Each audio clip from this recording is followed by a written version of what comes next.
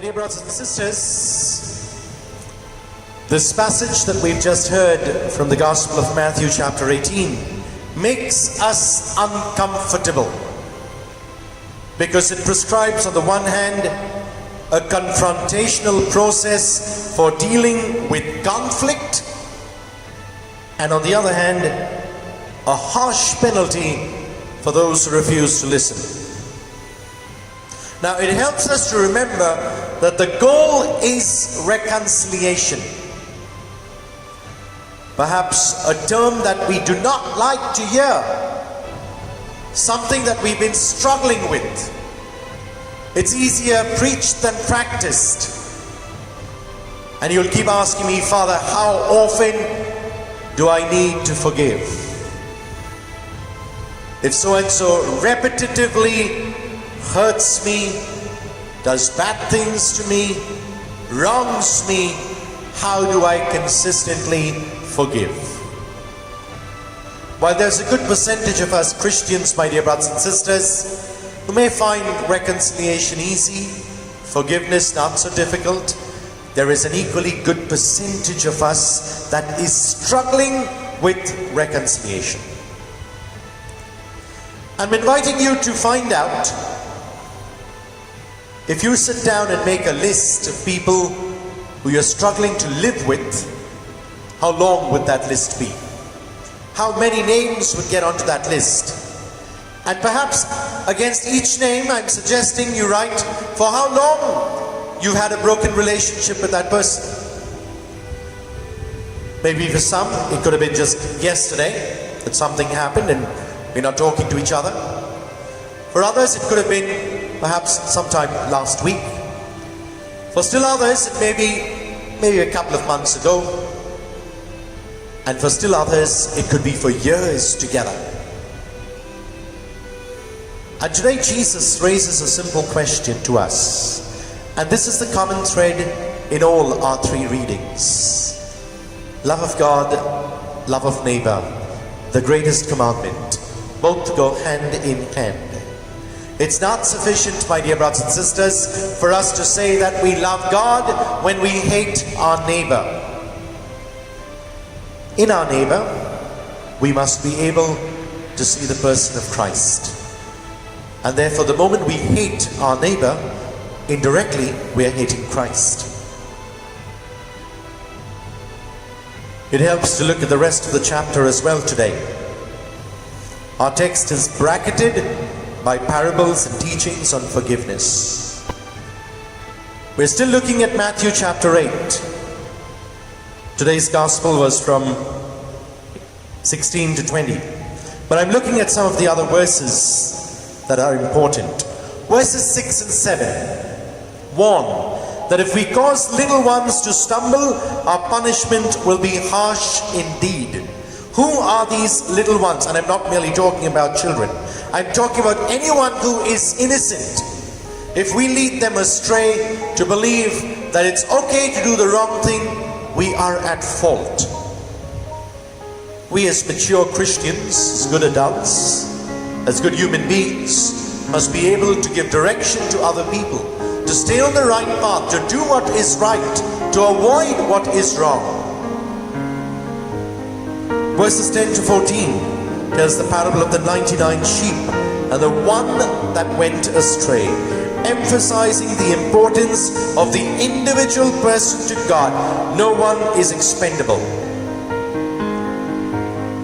The good shepherd will leave the 99 at a risk, but will go running behind that one, because that one is so important.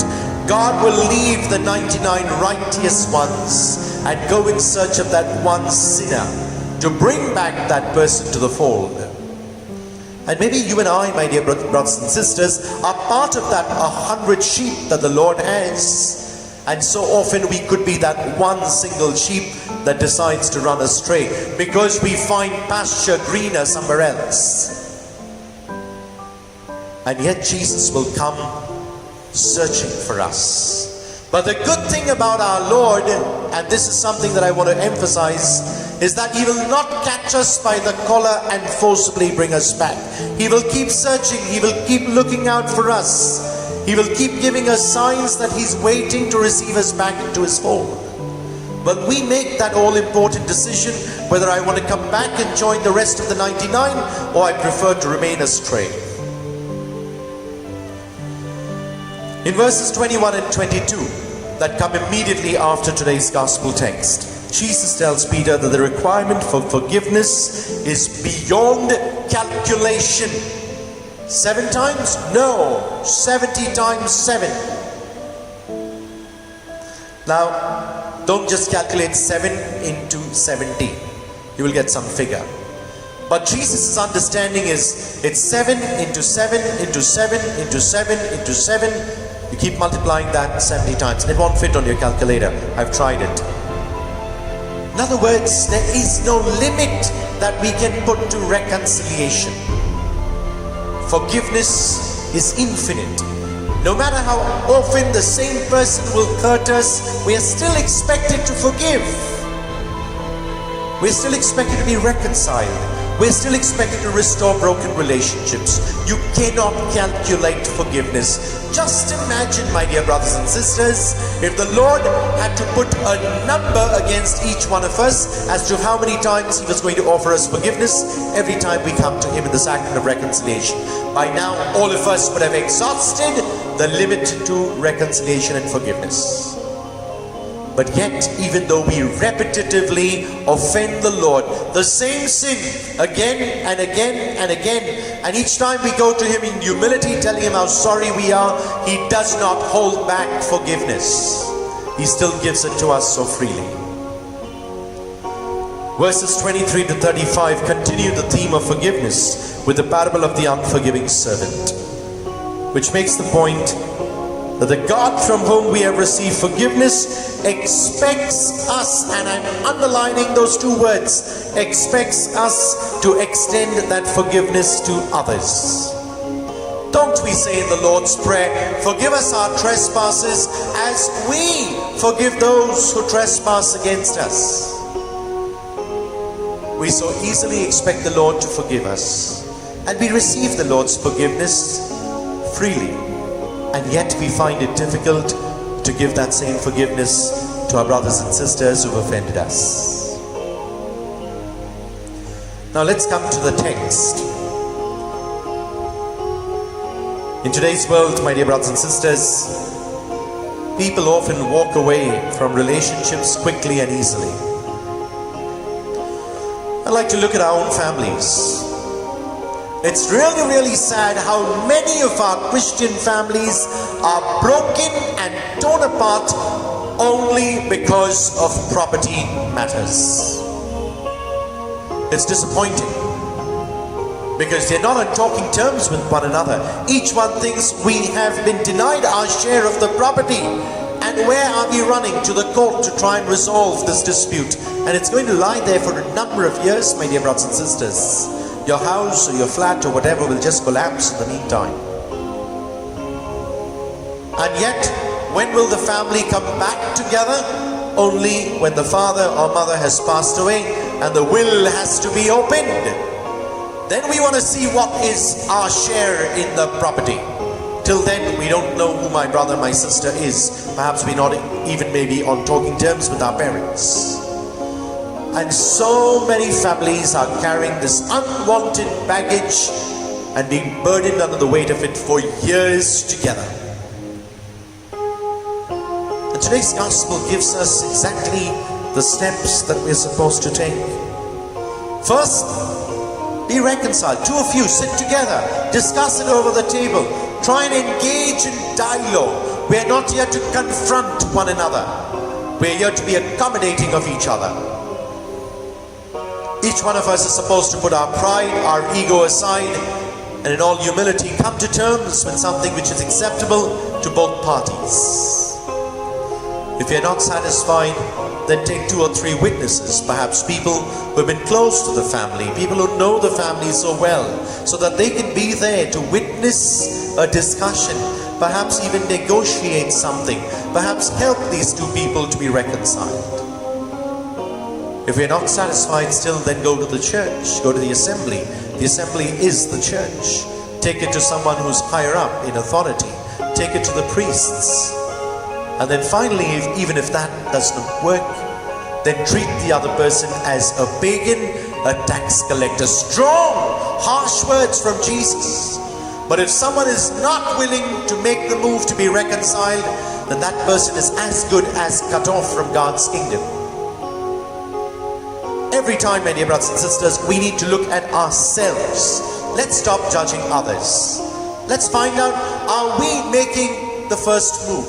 Are we willing to try and negotiate? Are we willing to settle the dispute? Well, I only spoke about property matters. There are relationship issues as well.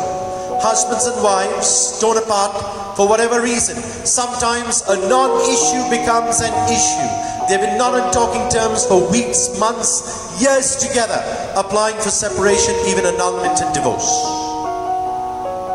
Unless the couple sits together, my dear brothers and sisters, how can they be reconciled? We are running to X, Y, Z with our problems, but have the two of you sat down and discussed the issue? I remember a couple of years ago, a young couple whose marriage I blessed not too long ago had come to me because they were having problems. They were not talking to each other. In fact, they had even gone to the extent of separating and living with their respective parents. And they came to me for help. And the first question that I asked them is, have the two of you sat down and discussed the issue and tried to resolve the conflict? And both of them looked at me and said, no, because we don't see eye to eye on anything. I was a little hard with them that morning, but I think it worked. I showed them my door and I said, that's the exit. You need to leave. Go back, first sit across the table, discuss, bring all your issues there, try and be reconciled, try and talk it over, and then come to me if you still cannot be reconciled. And it worked. Because they realized that those were petty issues that they couldn't see eye to eye on, and they were able to overcome that. Matthew chapter 18 verse 15 says, if your brother sins against you, show him his fault between you and him alone. If he listens to you, you've gained your brother back. So if your brother sins against you, maybe I have done nothing wrong, maybe my brothers have wrong, but that's okay. That's not a problem. I can still lower my own ego, my own pride, and make the first move. And between the two of us, try and explain, okay, this is where something has gone wrong. And there's a possibility that your brother will listen to you and you've gained him back and restored a relationship. My dear brothers and sisters, I think each one of us is struggling in some area or the other of our life. And today's gospel talks nothing else but about love for reconciliation. The ability to restore broken relationships. That each one of us is capable of forgiving. Our readings today invite us to reconciliation, something that all of us are struggling with. It's not sufficient, my dear brothers and sisters, to only be in right relationship with God. And that's perhaps where most of our time goes, concentrating on righting our relationship with God.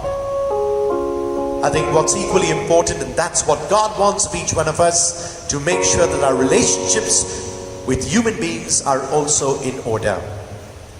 Tough call from Jesus in today's gospel. I don't think it's impossible. No doubt, it's difficult. But I guess if each one of us, in all humility, makes the effort and the attempt to be reconciled with our brothers and sisters, I'm sure much is possible. Now you'll tell me I have done it again and again and again, and the results are the same. Don't give up. Has God ever given up on us? No. And therefore He expects us to keep persevering as far as forgiveness and reconciliation is concerned.